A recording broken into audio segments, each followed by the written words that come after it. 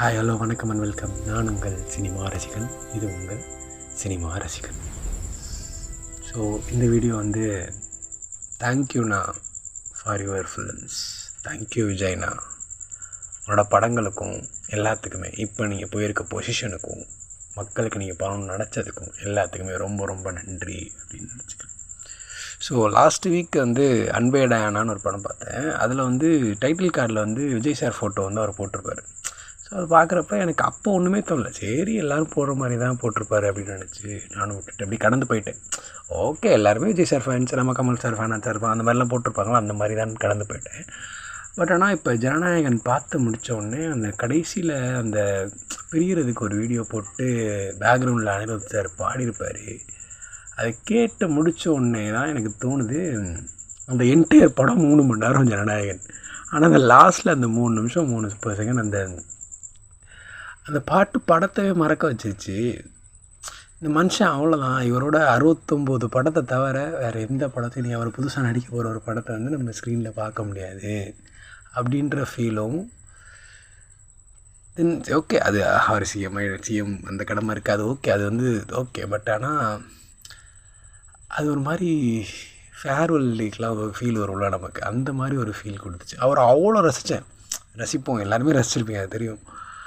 But அதில் பார்க்கும்போது எனக்கு அப்போ தான் அன்னைக்கு அவர் போட்ட அந்த இதோட வேல்யூ வந்து நேற்று அந்த போட்ட அந்த வீடியோவில் எனக்கு அது தோணுச்சு. அந்த கடைசியில் கண் கலங்கிட்டு தான் வெளில வந்தேன். அதை பார்த்துட்டு எந்த ஒரு விஜய் சார் ஃபேனும் அது கண் கலங்காமல் இருக்க மாட்டாங்க. ஸோ அதை பார்த்துட்டு அப்படி தான் வெளில வந்தேன். அவ்வளோ அழகாக இருந்தது அந்த லாஸ்ட்டு அந்த ஃபேர்வெல்காக போட்ட அந்த சின்ன வீடியோ. ஸோ அதுக்காகவே நீங்கள் போய் எல்லோரும் தேட்டரில் அந்த படத்தை பாருங்கள். விஜய் சாரை கொண்டாடுங்க, விஜய் சாரோட ஆக்டிங் கரியரை கொண்டாடுங்க. அவ்வளோ அருமையாக இருந்தது. ஸோ அதுக்கு ரொம்ப ரொம்ப நன்றி சார் எல்லாத்துக்குமே. நீங்கள் வந்து இது வந்து கண்டிப்பாக வேறு லெவலில் இருக்கும். உங்களோட சிஎம் ஜேர்னி வந்து பிஎம் ஜேர்னியாக கூட மாறுறதுக்கு வாய்ப்பு இருக்குது. அதுக்குமே என்னோட all the best. At the same time வந்து நிறைய இடத்துல அந்த பாட்டு அந்த லிரிக்ஸ்லேயே சொல்லியிருப்பாங்க, நான் அழுதுன்னா உங்களை பார்த்தா சிரிச்சிருக்கேன், துடைக்கிறதுக்கு நீங்கள் தான் இருந்திருக்கீங்க அப்படின்னு சொல்கிறதெல்லாம் வேறு லெவல்.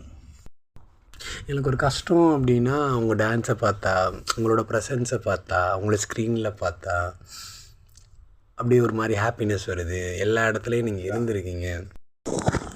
என்னோடய சினிமா கனவாக இருக்கட்டும், நான் இதில் இது பண்ணணும் அப்படின்றது, அதான் எனக்கு அந்த டைட்டில் கார்டு அதனால தான் ரிலேட் ஆச்சு அப்படின்றேன். விச் மீன்ஸ் டைட்டில் கார்டுன்றேன் அந்த தேங்க்ஸ் கார்டு, விச் மீன்ஸ் அன்பே டயானால பாரியில் வளகன் போட்ட அந்த தேங்க்ஸ் கார்டு வந்து எனக்கு இப்போ தான் இது பார்த்ததுக்கப்புறம் தான் அவர் எவ்வளோ மீன் பண்ணி போட்டிருக்காரு அப்படின்றதே எனக்கு புரிஞ்சுது.